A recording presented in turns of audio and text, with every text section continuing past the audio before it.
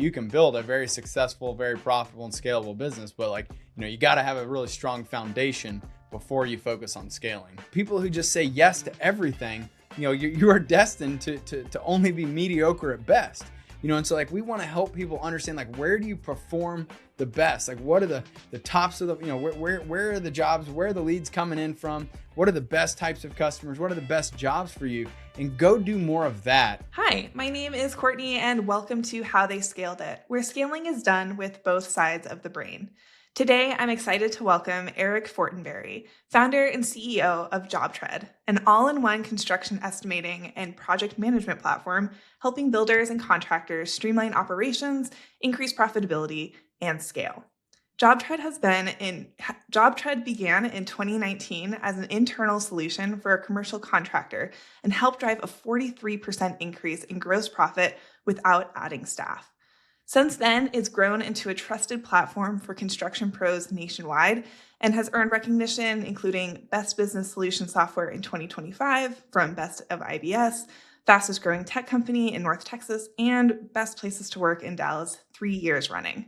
Eric, it is such an honor to have you here today. Welcome to How They Scaled It. Yeah, appreciate it. Thanks for having me on. Amazing. Well, I want to get started with just kind of your journey to how you got here, because I know that you built and sold your first software company before getting into construction. So what convinced you to jump industries and start running a construction business in 2018? Yeah, well, it was probably my biggest takeaway from my first software company that I built and sold was just I chose the wrong market.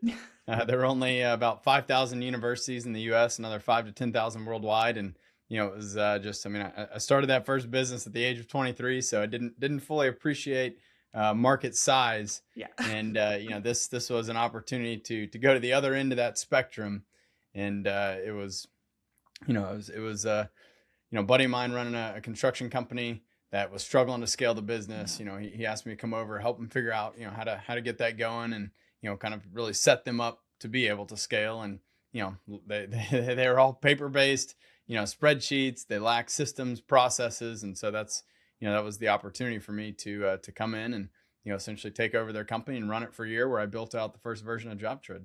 Amazing. And so when you got in there, you were kind of learning a lot of new stuff. But was it pretty straightforward to see where the gaps were? Or did it take a while for you to kind of figure out they do it this way for a reason, but maybe there's a better way of approaching it? It was pretty obvious day one when I walked in and literally just saw mounds of paper everywhere. I saw the timesheets walking in the door, getting put into these folders. Yeah. And they would take the folder and they'd put it on the wall in these little holders. All of the bills that they were that they were receiving from their suppliers, subcontractors, they printed all those out, they put them into those folders and just waiting for the project manager to come and approve them, whenever that was going to be. Yeah. And so they would look at it, they would scribble on it, and then someone else would type it into the spreadsheet. Then it got copied to this other spreadsheet where they were tracking stuff, and then someone input it into QuickBooks. And I immedly saw the inefficiencies, and I was this is exactly why you're not scaling.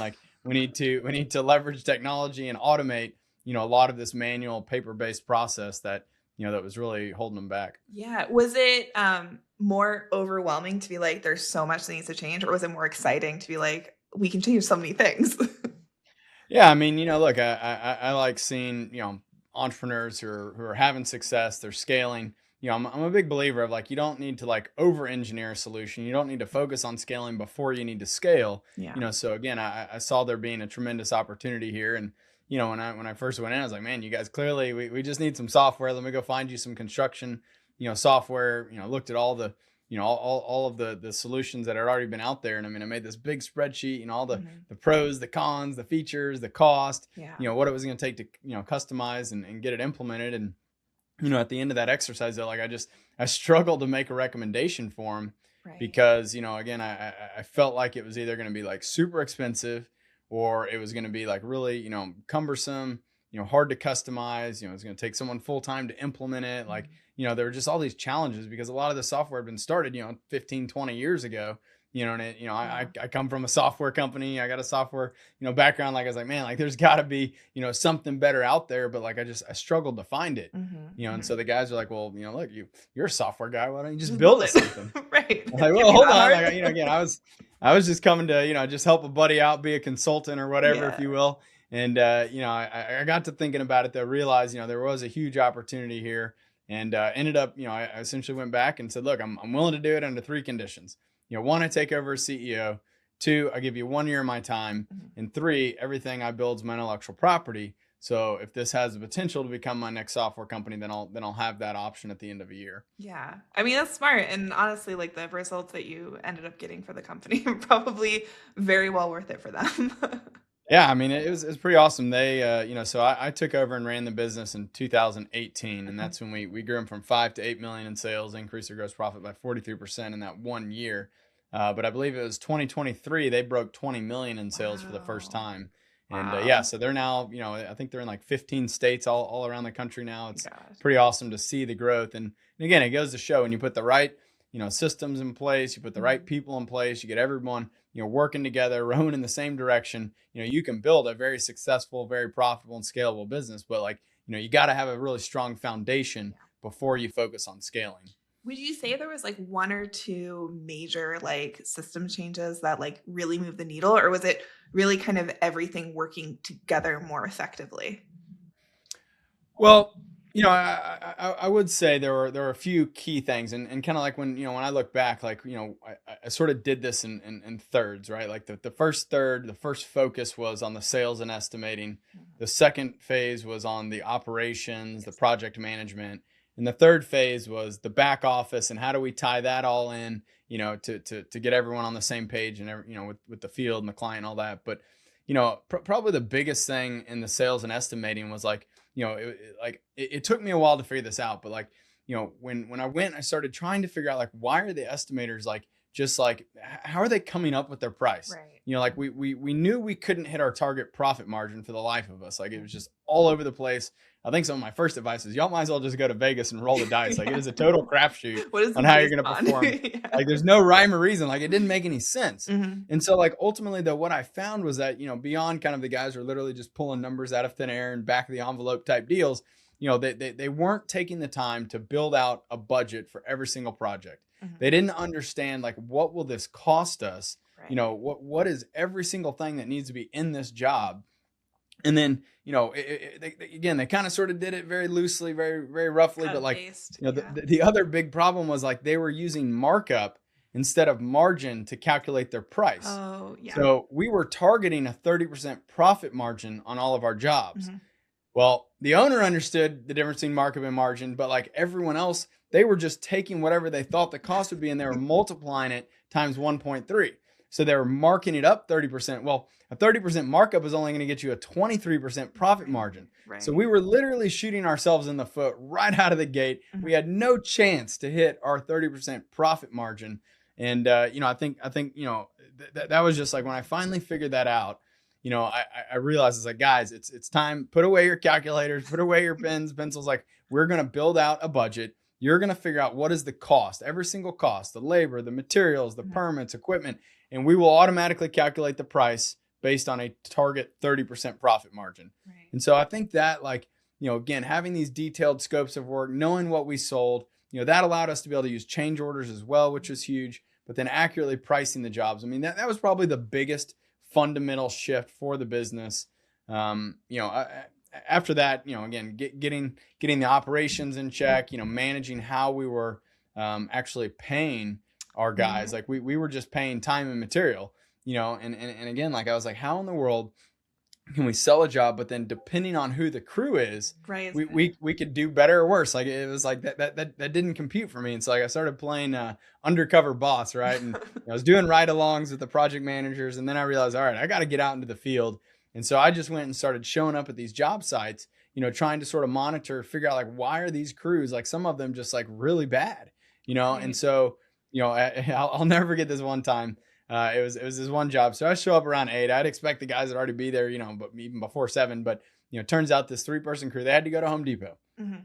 So they needed to go shop, get all the materials, and like again, took them a little while. They Yeah. finally show up at the job, and so I owned that one. I was like, man, I learned my lesson. I should have had the materials already on the job Right. site, Delivered. Yeah. or at least ready for pickup. Mhm. Like the fact that they had to go shopping, Okay. when They they like really walk don't through the even aisles know and pull stuff. Yeah. Yeah, so I own that one, but then like before lunch around like 11 or so, they realized that they needed to go back to Home Depot because they forgot some stuff. And Oh, so okay. instead of calling the office or calling a project manager, literally all three of these guys get back in their truck and they drive back to Home Depot. So again, that takes, 30, 45 minutes to get back to the job site. Well, now it's noon. So, Right. it's lunchtime. We got to, we go to the truck, we pull out our microwave, plug it in, we're sitting down on the job Mhm. site. Like, and this whole time, like I can see this customer's, kind of sort of peeping. He's one of those ones that's like watching, like Yeah. really wants this done on time. And, he was that kind of overbearing, client there. But then around 2:30 that afternoon, the guys decide they need to go back to Home Depot a third Oh my time. And like gosh. that's when I get the angry phone call. He's like just irate, like, what the hell's going on? Like the guys are literally just sitting down on the job site. They haven't done anything. They keep coming and going. Like, Yeah. he was just like really, really upset. But like in that, that's when I realized like we were not aligned with how we were selling our job, Mhm. which was a fixed price, and how we were managing and running and compensating the crew for doing the job. They had a variable cost. And Right. so they were able to just drag this out as long as they Yeah. want. They're billing us, by the day or, smaller jobs by the hour. But like, again, like they just, to them, it was a whole lot easier to just go sit in the AC at Home Depot, Right. go inventory Home Depot or whatever they were doing than to actually get the job done. And then like all of the times that like, we had to keep sending the guys back out to do what I had expected would have been done the first time, Mhm. but like, again, they were getting paid for it. So why Right. would There's they no get it done? accountability, no benefit to Yeah. to being efficient. So we transitioned at that point to using work orders and purchase orders to really Mhm. like manage all of our job, assignments. And even before that, we would send them bid requests. Mhm. And so we made the crews bid on the job and tell us, Oh, hey, yeah. if it's going to take you 5 days and you need $10,000, great. I'll go plug that into my cost. I'll go sell the job. And then I turn around and I one click convert that bid request into a work order. Mhm. And you know what? If they got the job done in 3 days, awesome. You're still getting paid the same amount. Right. But if it takes you 7 days or drags out longer, like that's on you. Like you're still getting paid the same amount, barring any like change orders or Right. unforeseen circumstances. But like, that act alone, like it just like magically, like the quality and the speed of their work just overnight, it just like it magically improved. And we could finally hit our jobs and get them completed on time and on budget because we were able to lock in our Right. costs for the job. And we had an agreement going in, again, instead of just giving them an open checkbook, so I think that was probably like the second biggest, really like, transformational thing was just better managing how we ran the jobs and all of our job costs. Right. Well, I mean, it feels like, starting with estimates is like the fastest way to improve your Yeah. margins by just charging the right amount. So I feel Yeah. like that's like great lowest hanging fruit. And then understanding your costs, like all these things are so basic, but it's like understanding the nuance of construction is like so important. But it Yeah. kind of feels like JobTread just is like, what are all the lowest hanging fruits? Let's just knock those out real quick. And that probably made like a massive change in like probably your month over month performance. Um, Yeah. did you feel like how quickly did you realize like this could be something that we can turn into a platform that any construction company could use? I mean, I did go into it sort of thinking, man, like Yeah. this could be my next software company. Right, right. But I think when we really started to see kind of that turning point of, we're now pricing the jobs accurately. We're finally hitting our target profit margin. Because like, we didn't necessarily have to kind of wait, several months. Like we could immediately see that Yeah. on every job that we sold and managed using this new process. And so I mean, it was very apparent. I guess, again, I had devoted myself to that 1 year. So I wasn't necessarily really thinking beyond, I'm all in on this company. I got to get, them set up and running. But, towards the end of that year, when I started thinking about, okay, am I going to stay or am I going to go and create my next software company? I mean, it became very apparent that like, man, like the impact that I was able to have on this one company, Mhm. just implementing systems, processes, like helping them, get SOPs in place and like build the right team. Like, I mean, that was huge. Yeah. And again, I realized that this market is enormous and there's so many, entrepreneurs and small businesses out there that like they struggle with the exact same thing. And the reality is like, they're coming off the tools a lot of time. Yeah. They grew up in a family business with construction. Like, they don't necessarily have this business background, nor do they need to, but like, again, like they don't really know what they don't know. And so I typically see people that they hit the same stumbling blocks over and over and over again, because like, it's just kind of this natural process of, school of hard knocks says you're going to learn it the hard way. Right. And that's what, I saw so many people doing that. I was like, man, like this really could help so many more people out there. So Yeah. Well, and it must have been so exciting because you're like, this could really be something. We have a big market. I finally kind of figured that out. But then when implementing it, like you said, these people are kind of coming from like not an older generation, but just like, these family businesses, and adopting tech can be kind of difficult or scary, or like there's just some challenges with that. So how has that process been with like introducing this to new construction companies and getting them to put down the pencils, put away the calculators, and get software set up? Yeah, and before, we even talk about the new companies, I mean, I learned firsthand by trying to implement this at that construction Right. company, like, again, like this resistance to change Mhm. is a very natural thing. And it really doesn't matter what you ask someone to change. It could, be you change your, the path you drive to work every day, Mhm. or, you change something or other. Like, it doesn't matter. Like, there's this natural human resistance to change because you're comfortable doing something the same way that you've been doing it over and over. And so like, what I learned is that, it's very important that I didn't just come and try to just jam it down their throat.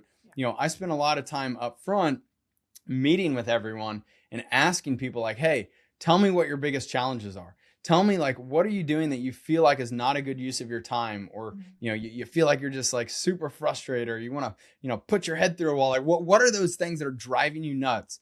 And when I started to learn about all of those things, then I was able to say, well, look, if I could come back, with a solution to help streamline some of this, to help, alleviate some of this frustration, this pain that you're spending, like you're feeling, like, would you be open to that? And they're like, yeah, absolutely. Oh yeah. Yeah. And like, most people then again, like, now I've got their buy-in, right? Like I understand their pain. I understand the problem that they're having, and then I can come in with a very specific pointed solution to address that.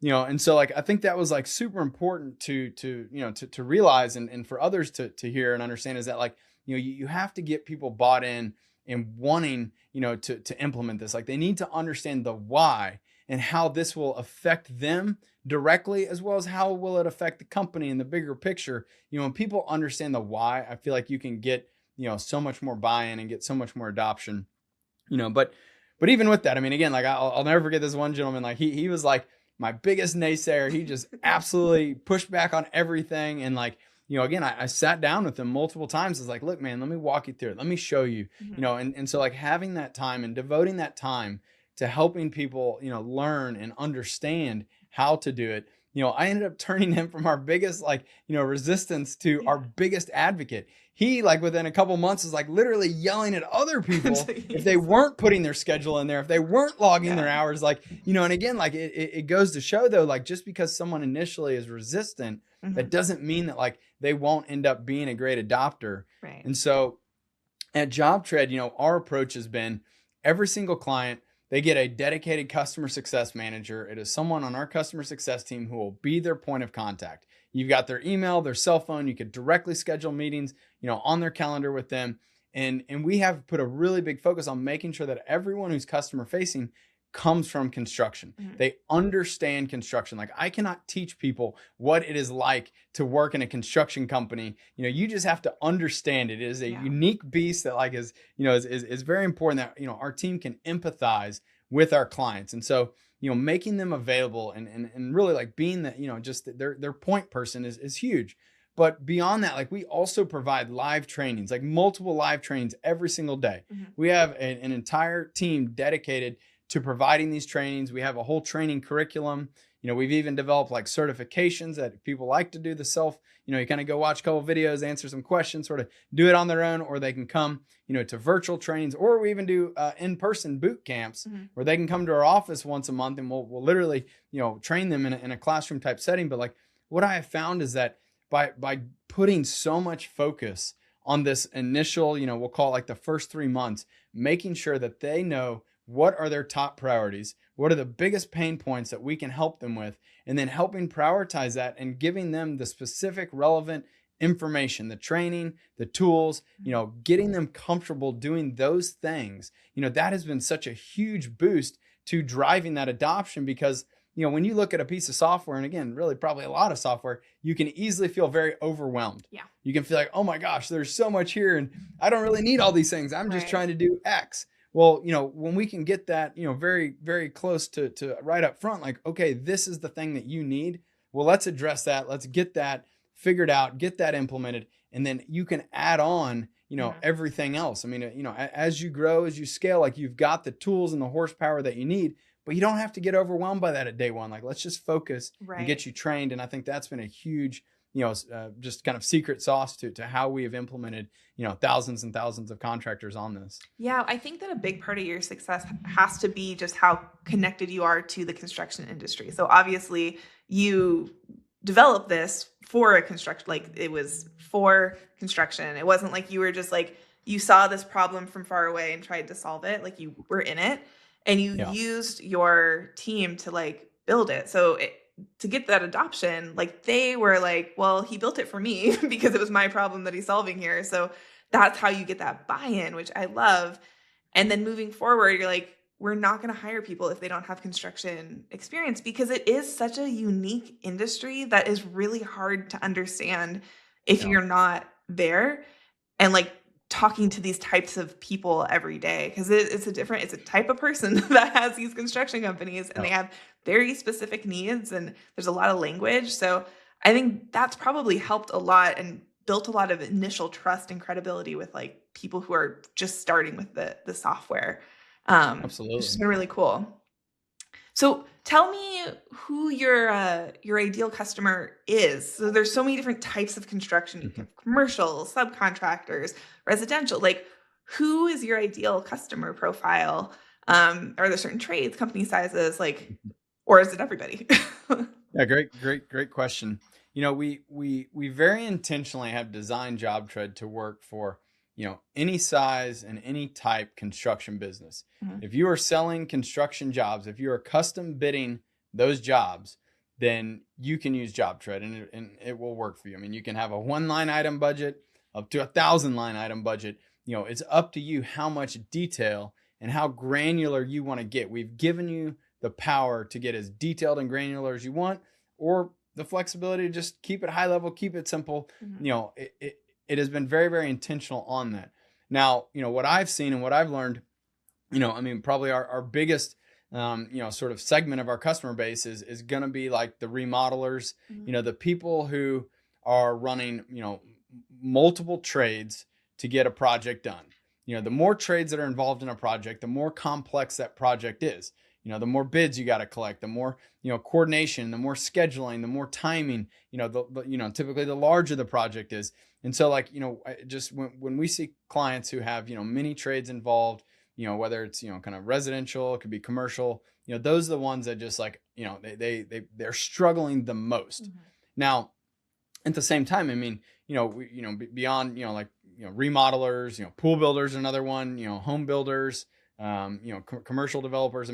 If you kind of sort of go the other direction, say, well, look, there's so many like, single trade, specialty trade businesses out there, like take like a deck builder, for example, take a roofer, an electrician, a painter, like these are very, very specialized, specific, trades, but like, again, like they also struggle with the same things. It's, how do we accurately price our jobs? Being able to leverage, formulas and leverage our measurement tools and our on-screen takeoff, like it helps them to accurately figure out their cost, how long things will take, and ultimately, the accurate price for it. And then, once you've got that, like being able to also have a very professional proposal, a well-designed, giving the customer the options, our proposals are so powerful because like the customer, you can give them the ability to make optional upgrades. Mm-hmm. They can choose their selections all right there. Think about like the good, better, best model, like giving, these single trades, that tool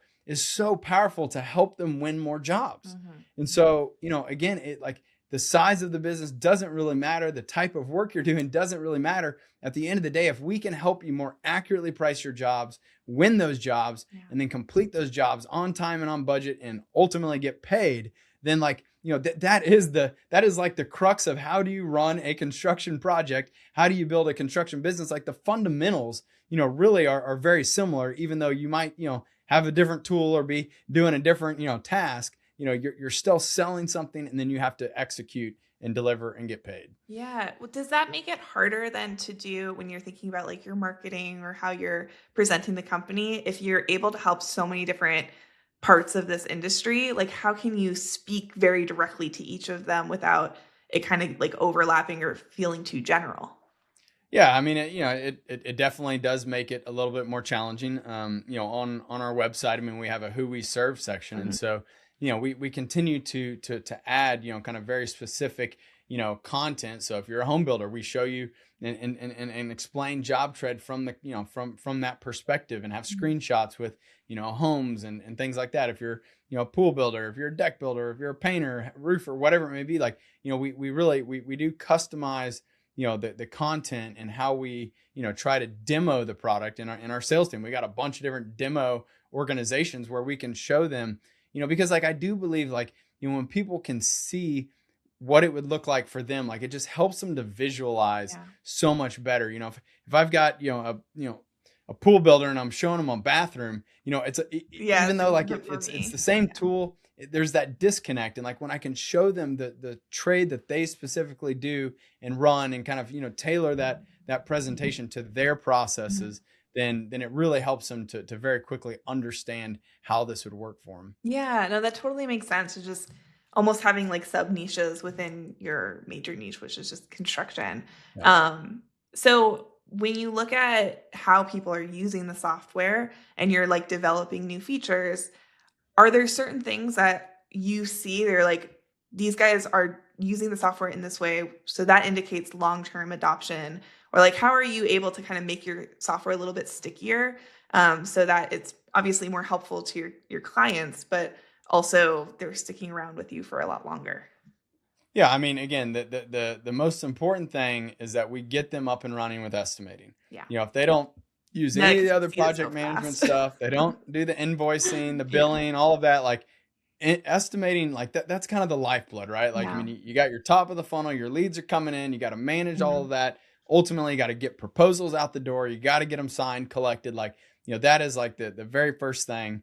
We do have people that, some of them don't use, every feature, and they maybe Mhm. just wanted the scheduling piece. They just wanted the time clock piece. They just want the communications aspect. Like, you can certainly pick and choose what you want to use, but like, for us, we really do encourage people to use the estimating. We very intentionally like have our budget is the core Yeah. of every job, and everything tracks back to the budget, because, my mindset early on was like, what's the point in focusing on scheduling and daily You're not logs and making money. to-dos Yeah. if we aren't going to make money on this job? Then like, who cares about everything else? Like, we Right. got to make sure that we get the financials right. Mhm. And so that's why like JobTread, like the core of it is the budget tool.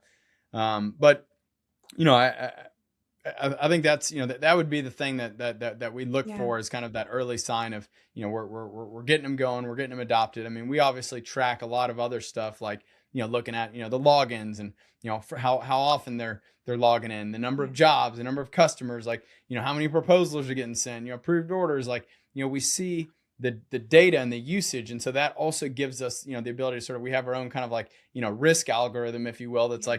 like, how likely are they to keep going? Because like, what we've seen is that, people, if they're gonna quit, they're gonna do it within the first month or two. Right. If we get them past that point, like, these are customers for life. Like, we Mhm. rarely lose anyone. It's the people who get in there and they don't necessarily get it off the ground. Like, those are the ones that need the most attention, the most help.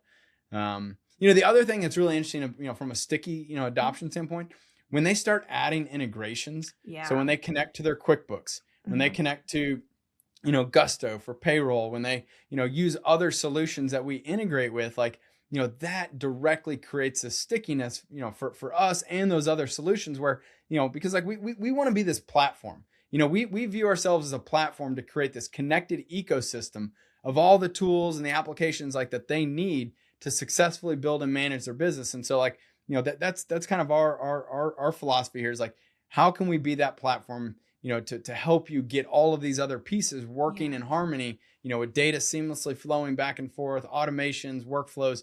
And the more integrations that we see them connecting, again, the stickier it is. Yeah, if they can log into one platform and do everything, that's Yeah. so much better than having to log into 6 different places and like Yeah. trying to cross understand data. So that totally makes sense. And also just showing people that the software is paying for itself through estimating. Yeah. It's such an immediate instant gratification thing where they can like justify the spend, which is then they're just slowly and slowly getting more and more into the platform. So that is, yeah, it feels like it's been working really well for you guys.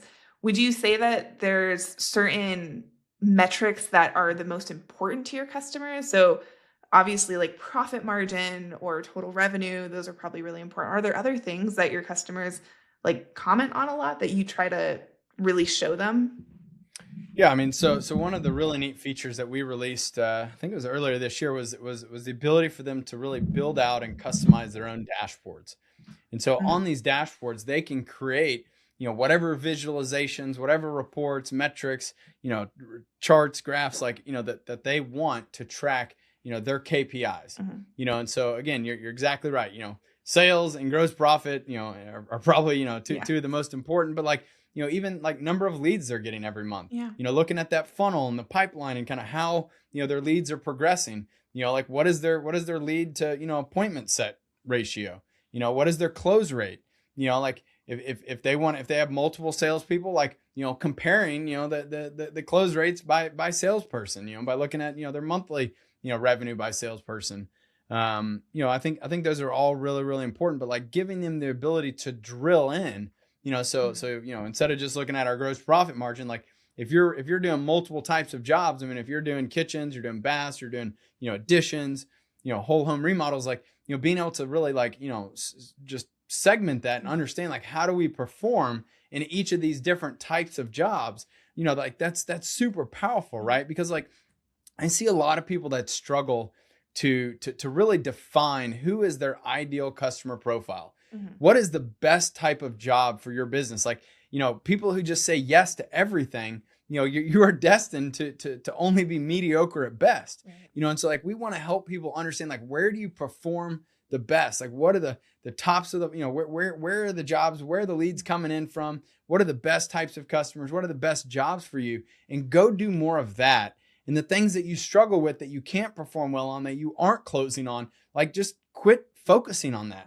Wow. Like you got to really narrow in like what can you be great at and go do that. And so, I think a lot of times we want to help people understand that, and when they're thinking about, again, like creating their annual plan and like how are we going to grow and what are our goals, like, Mhm. where's that growth going to come from? It's important that, people understand how to quantify, to measure, to monitor those KPIs that are directly related to setting their goals for the month, for the quarter, for the year. And so like giving, people that dashboard and the ability to visualize that data in real time. I mean, that's just like so powerful. Yeah. Well, and they probably have like never seen a lot of this data before. So for some of this stuff, it's probably like world shattering because they're like, we're putting so much effort into getting this type of job and it's never been profitable for us and we never even realized it. So that's hugely valuable information.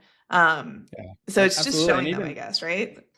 yeah, I mean, and like even being able to like, people never really think, but like, you can look at like, what is like your profit per day? Yeah. How much money are you making per day on these different jobs and these different types of jobs, and like giving them sort of, again, more insight into what's working and what's not. Like without a system like this, if you don't, if you're not tracking the data, if you're not Right. like quantifying, your performance, and like, again, so many people, they just go year after year, it's like flying blind, right? Like you Right. don't, yeah, are we hitting our goal? I don't know. Like, can we do better? We don't know. Like, giving them that, like that visibility is huge. Yeah, and think of all the paper costs they have of just having to print stuff out all the time. Like, I'm sure that it's probably, yeah, like life-changing for some of these guys who've never really had the time to think about it. So, No. I also am kind of curious about how, as you grow, like you have thousands of customers now, and I'm sure that all of those customers want certain things, which is, I mean, really helpful for you in developing the platform. But how do you figure out what are the right features to add to JobTread versus kind of putting off or delaying and staying true to your core vision? Like, how do you make those decisions? Yeah, no, great question. And early on when, when we just had a couple dozen customers, it was a whole lot easier Yeah. because they all just, messaged me directly and we had conversations. And, I think one of the really neat things we did, we've done a couple things. So, what's very, very unique to JobTread is actually the community around it. It's Mhm. like we have this incredible, user community that, we have a Facebook group. We've got over 8,000, of our customers are in this group. And like, we literally look up every single person who requests to join to make sure that they are a customer, and the thing that was, again, really, really helpful was, again, these discussions. So Mhm. instead of them just, messaging me directly all the time, like now we've got this Facebook group where we're having all these discussions and these posts. And so like, that's been so helpful for me to keep a pulse on, what is working well, what do people have questions or they don't Mhm. get, or they want to see added.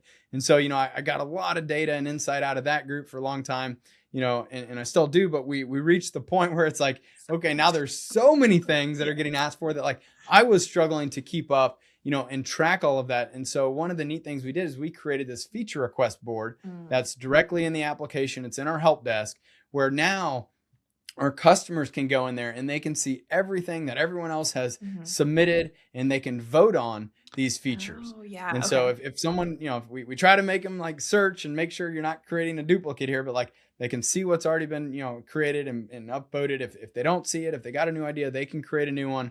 Mhm. Our team reviews it and we'll publish it. If it's a new idea, if it's something that already exists, we'll merge it in, or Mhm. if it's actually a feature they just didn't know about, we'll reach out and we'll help them learn about it.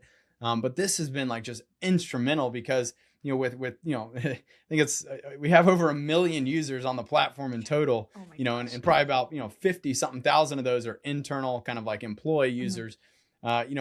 All of the ideas it's just, it's such a blessing to have so many great ideas, but, we had to be able to sort of like, quantify and track it. And so, our approach is, look, you know, may the best ideas win, the ones that rise to the top of that leaderboard. Like that directly influences our product development roadmap. And when we're looking and planning new projects, like, we want to do and implement the things that are going to make the biggest impact on the Yeah. most number of people. And so everyone has that opportunity to come in here, to vote on it, to share your ideas and feedback related to that idea. And like that just directly feeds into our development, process here. And so like, it's just been instrumental to Yeah. make sure that we are building the things that our customers want.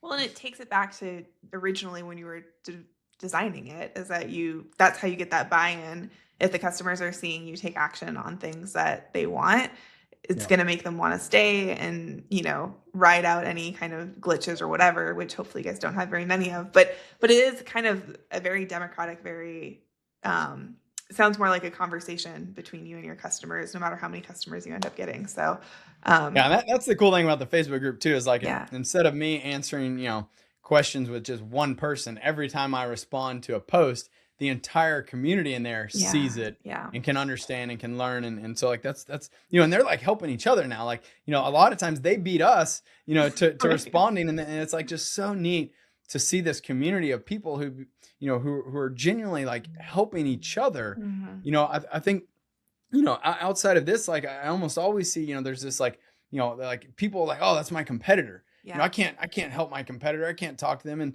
a lot of kind of networking is done in your local community. And so like, Mhm. we now have this like global community of people who are going through the same thing. They're doing the same thing. They're Mhm. building the same types of businesses, and they now help each other. And at the end of the day, like my favorite saying is a rising tide lifts all boats. Like we're helping everyone to build better businesses. Mhm. And at the end of the day, like that is going to elevate the construction industry as a whole and provide a better customer experience for all of those end users, those end clients, instead of, the homeowners being worried that a contractor is going to show up and take their money and run. Yeah. We got to get confidence back into the homeowners and the end consumers that, hey, construction can be managed properly. Like contractors can be reputable. They can provide a great service. And I think that's what we really want to help everyone do, is elevate their own experience and their own operation so that we can deliver great projects all over the world. Yeah. Well, and it is really cool to see like competitors being a community. And so obviously your client culture is really strong, but also your work culture and your company culture is also very strong. I mean, 3 years in a row getting best places to work in Dallas. Like that's pretty impressive because Dallas has a lot of companies. There's a lot of competition there. So how Yeah. do you approach leadership and culture within JobTread? Yeah, and it's actually our fourth year in a row. We Oh, just a little while ago we found out we won number one best place to work in Dallas this year, amazing. and so you know I think it's about you've got to find the right people first of Yeah. all. Like our core values, they're all listed on our website. I highly encourage everyone to go read that. It's just on our about page. But like one of the very first ones is like you got to hire the right people, and you got to take the time to make sure that these people have the right skills, have the desire, and have the personality and the characteristics, that you're looking for. Like, do they align with your core values? Are they people that you want to spend time with and that are going to, be able to kind of grow together and be motivated, by each other? And so like, getting the right team on board is first and foremost. But then like, once you do get the right people, you have to focus on your culture.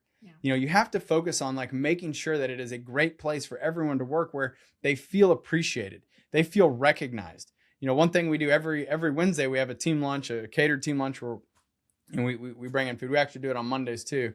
And I think next year we're going to add a third day, but like, we on the Wednesdays, we all get together. And the very first thing I do is I read out of this, we have this little box called the Who's Kicking Ass box. Mm-hmm. And so throughout the week, people can submit anonymous notes on, anything, anyone that they saw do something above and beyond, something exceptional, something that is worthy of being recognized. At the beginning of each team lunch, I read those out. Mm-hmm. And again, like these are things like, that now, maybe nobody would have seen. Now the entire team sees, and we recognize and we clap, and we're, trying to, again, like show people that like, we appreciate your hard work. We appreciate you going above and beyond, like, and this is like, again, just creating this incentive, for people to keep doing those things. Mm-hmm. I think that like, at the end of the day, like, paying someone, a salary and whatever the comp is, like, I mean, that's like table stakes, right? Like, that's just like the basics of like, being able to bring someone to your team. But like, if you truly want to unlock their potential, then you have to like show them that you care about them. You have to like go above and beyond and make sure that like they have the tools that they need to be successful. They have the training that they need to be successful. Like they have the understanding of like what is expected and how do we define success. And when you do those things, you really set people up for success, and so like, I think our team is very, very driven. We're very passionate people. We love to celebrate our wins. We spend a lot of time, doing happy hours and bringing in breakfast tacos and like, just celebrate the wins. You can't wait till the end of the year and say we hit our goal or we didn't. Like every month, every big job you close out, like whenever any opportunity you can to celebrate, people love to be on a winning team. Yeah. So celebrate that. We love to do big team events too. We took the whole team to a Cowboys game. We've done Stars game. Like, there's just, always find ways to get your team together to build, that camaraderie. Each department, they've got a budget. They can go and do quarterly, offsites and meetings or just, fun activities, whatever it is. Like, I think it's about making, sure that each and every person like is excited to get up every day, come into the office, and they see firsthand the impact that they're making. Right. This isn't just, about them. There's such a bigger opportunity to make an impact on the world around us. And like our clients, like we're transforming their business. And so like, I think it's super neat that like, we all take the time to make sure that everyone knows and understands the true impact that we're making, because like that's such an intrinsic motivator. And when you've got all the people that are all rowing in the same direction, passionate about the same thing, like that's how you create this like really, really strong, cohesive culture. And I mean, we've had virtually no turnover. I mean, a few people, but like, right. By and large, like, we've got almost 60 employees and like, as soon as you join us, like you're here for the long haul. Yeah. Yeah. That's amazing. I mean, I think that you're right. Like celebrating, because sometimes things can be challenging, like there are ups and downs in the market. There's like uncertainty, especially in tech sometimes. But if you're celebrating every single win and reminding people of the bigger picture too, and that we're all together and people and we're celebrating each other, it's like a very positive culture, which probably really reflects, it's kind of like your client culture and your team culture probably reflect each other a whole lot too, because it's easy to celebrate when you have a lot of happy customers too. Yeah. Well, so like looking out 3 to 5 years, I mean, that might be too far to look ahead, but what do you see as like the biggest opportunity in construction tech, and like where is JobTread headed? Yeah, I mean, I think, as crazy as it sounds, like the majority of the market has not adopted technology. Yeah. They're still pen and paper, spreadsheets, Hmm. just like stuck in the antiquated ways. We're definitely seeing this big wave of adoption coming though, and I think people are finally realizing that, like, if you don't adopt technology, like, you are going to get left behind. You're already getting left behind. Like, even if you've been doing this for 40, 50 years, and like, you just, like, you think that experience is going to give you what you need to keep winning. Like, it might not. Yeah. We are giving these contractors, I mean, whether you're, we got a contractor on here doing over $500 million, and setting up all these like data centers, like, and then we got contractors who are selling, $250 handyman type projects. Like, when you can give anyone and everyone, regardless of their size, their scale, who they are, like, you're giving them the same tools, like, we are going to make those people be extremely competitive. They're going to, come across as extremely professional. They're going to have great looking proposals. Like, they are going to have a competitive edge Mhm. over someone who, again, may have been doing this for a lot longer, but like, again, when you send a poorly formatted, no branding, like just this, back of the Right. envelope type proposal, like, again, like the consumer this day is expecting so much more. Yeah. They're expecting professionalism. They're looking at reviews. They're looking at, what was the experience working with, these different contractors. And so, like, I think at the end of the day, like, we're going to see a lot more competition come from people, and it's not going to be necessarily on price. It's going to be about the customer experience. It's going to be, how did you treat your customer? How did you, make sure that they got the project that they wanted and dreamed of, and it was done right the first time. And so I think with technology, it's going to continue to help these businesses elevate.